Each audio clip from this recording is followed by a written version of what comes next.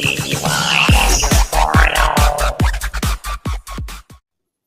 guys, today I'll show you how to edit your YouTube video tags. So let's go. Let's say our topic will be how to start a YouTube channel or how to set up a YouTube channel. Then our problem will be how to put tags. To put tags, you must combine specific and general types of tags.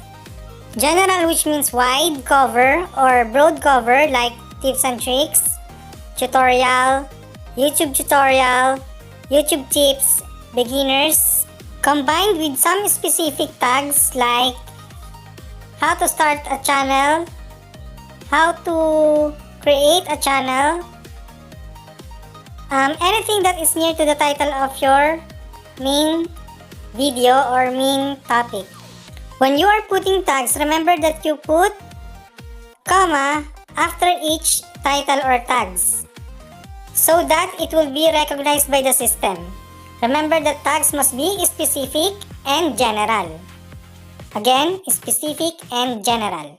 Another example is when you put tags on a song cover video, you will put a tag that's specific, which means the title of the song, let's say Versace on the Floor by Bruno Mars, covered by your name, for example Digivice, and then followed by some general tags like pop, comma, music, comma, song, comma, song covers, etc. Anything that is broad or has wide range. That's it. Please subscribe to my channel. Bye!